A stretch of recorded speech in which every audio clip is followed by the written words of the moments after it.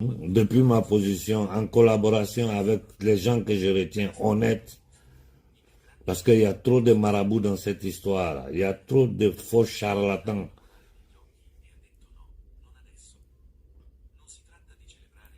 Donc bon, voilà quoi, ce que je peux dire, j'observe ce qui se passe au Togo, j'observe ce qui se passe au Mali, au Burkina. La seule chose que je peux dire, le conseil que je peux donner aux dirigeants africains, et c'est un conseil qui est valable pour tous les dirigeants du monde, mais comme les dirigeants de l'Occident collectif, ce sont des démons incarnés dans un corps humain, ces gens, ça, c'est même pas la peine de perdre le temps avec eux. Moi, je le dis clairement aux Occidentaux. Ça, c'est une stirpe de sang qu'il faut éliminer de l'Occident, sinon vous n'aurez jamais la paix ici. À nos dirigeants, j'ai dit, lisez l'Afrique nouvelle, lisez le monde dans sa réalité. L'Afrique n'est plus isolée, enclavée comme dans le passé. Dans l'ère de l'Internet, là, rien ne se cache. Et ce n'est pas possible, que vous puissiez vous maintenir au pouvoir, restant toujours dans le même paradigme. C'est-à-dire un paradigme qui consiste à l'exploitation sauvage de l'homme noir, de son territoire, de ses ressources, en vous laissant des miettes qui vous permettent de vivre dans l'opulence, vous, votre famille, et la petite bourgeoisie inconsciente africaine, qui n'est pas consciente de son état d'esclavage. Les hauts dirigeants africains ne sont pas conscients de leur état d'esclavage parce qu'ils ont été... leur cerveau a été manipulé dans les universités occidentales. Quand il a son petit poste, dans son petit coin, les gens le respectent là où il est, lui, il est à l'aise. Ah, lui, c'est le directeur de Tantune. Vous n'êtes directeur de rien. Vous êtes des directeurs de camps de concentration. Vous êtes des ministres des camps de concentration. On parle de gouverner un territoire où on n'a ni le contrôle de l'économie, ni le contrôle du territoire, ni le contrôle de sa propre monnaie. De quoi nous parlons? Je ne veux pas ici... Je vous dis simplement, lisez l'Afrique dans sa réalité. Et si vous vous mettez encore dans la main de l'Occident collectif, c'est-à-dire l'empire anglo-sioniste qui gouverne ce monde-là, ils vont vous trahir. Ils ont toujours trahi. Ils peuvent vous faire miroiter tout ce que vous voulez. C'est faux parce qu'aujourd'hui, la jeunesse africaine n'acceptera plus. Regardez le cas du Togo. J'observe ce qui se passe derrière le rideau. Mais une chose est claire. On ne peut pas permettre qu'une famille, un gars qui arrive au pouvoir, piloté par la France, près de 40 ans au pouvoir, à massacrer, à soumettre le peuple togolais, à agir partout en Afrique pour les intérêts des Occidentaux. Après ça, on place son fils là. Son fils est là. Ça fait près de 20 ans qu'il est là. Il vient avec le délinquant qu'ils ont envoyé de la France, des Noirs indignes, tripouiller la Constitution, se maintenir au pouvoir, essayer de manipuler l'opinion publique. Mais c'est du n'importe quoi.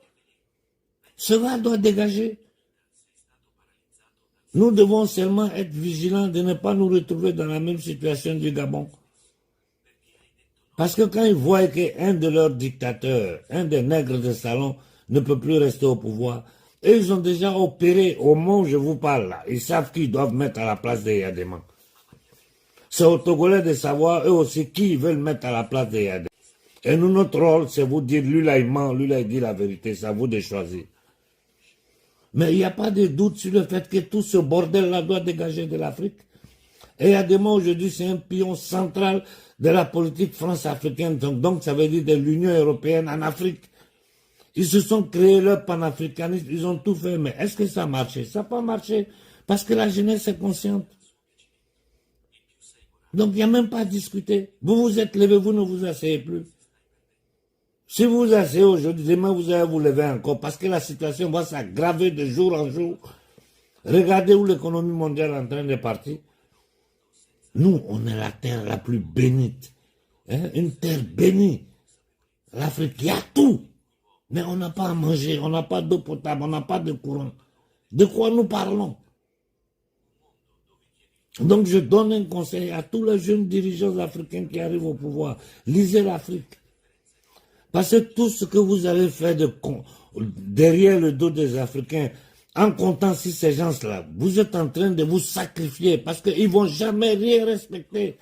Et aujourd'hui, rien ne peut se cacher pour toujours. La vérité va sortir et vous serez la risée, la honte de la jeunesse africaine. Le problème, c'est ça, c'est que les jeunes qui arrivent là, ils n'arrivent pas à comprendre que la nouvelle gouvernance africaine là ne peut pas être ce qu'elle a été de la fin de la Seconde Guerre mondiale avec ces maudites institutions à Bretton Woods jusqu'à aujourd'hui. Il faut changer de cap, il faut prendre position. Pendant que la guerre pour le contrôle de l'Afrique est en cours, dans le monde, personne ne parle de l'Afrique. Au Congo, ça tue, ça vole, ça pille depuis 30 ans. Regardez ce que le Soudan et la Somalie. Aujourd'hui, les terroristes, encore une certaine zone du Mali, règnent. Ils continuent d'attaquer au Niger. Mais ils ne vont pas arrêter, c'est une question de survie. La guerre pour le contrôle de l'Afrique, c'est une guerre par proxy, parce qu'ils ne peuvent pas descendre avec leurs armées en Afrique. C'est impossible. L'excuse qu'ils trouvaient, c'était la guerre au terrorisme. Aujourd'hui, tout le monde sait que ce sont eux les terroristes. Jusqu'à ils installent des terroristes, chasser Bachar al-Assad de son pouvoir et placer Al-Qaïda, ISIS à la tête de la Syrie. Pour avoir... Mais regardez ce qui se passe au Moyen-Orient. Je ne veux même pas parler de la guerre contre l'Iran. Regardez ce que les Palestiniens sont en train de subir. Nous, ça doit nous donner à réfléchir. Ils bombardent, ils tuent enfants, hôpital, mosquées, tout ce qu'ils trouvent, ils tapent dessus. Parce qu'ils sont dans une scatologie démoniaque. Mais comment? Vous vous basez sur un bouquin pour dire que non, le bon Dieu a dit que ça c'est votre terre. Ceux qui sont là-bas, éliminez-les tous sans pitié. Et prenez la terre parce que c'est Dieu qui vous a donné. Mais votre Dieu là, c'est Dieu de quoi? Un Dieu qui envoie ses fils tuer d'autres de ses enfants, prendre les terres. Ça c'est pas Dieu, ça c'est le diable, c'est le démon. C'est du sabbataïsme franquisme. C'est ce que j'ai dit au Togo, on doit faire attention. Nous veillons à ça. J'ai dit à tous ceux qui se courent derrière le pouvoir au Togo, là, sachez que nous vous observons. Ce qui est en train de se passer, on sait. Pour le moment, on a décidé de ne pas parler. Mais ce qu'on a subi au Gabon, on ne va pas subir ça au Togo. Ce qu'on a subi en Guinée, on ne va pas subir ça au Togo. Regardez le gars de la Guinée, on l'a oublié, un vaurien, un délinquant, un nul. On peut critiquer Sonko comme on veut, mais on ne peut pas mettre Sonko sur le même plan que ces voyous-là.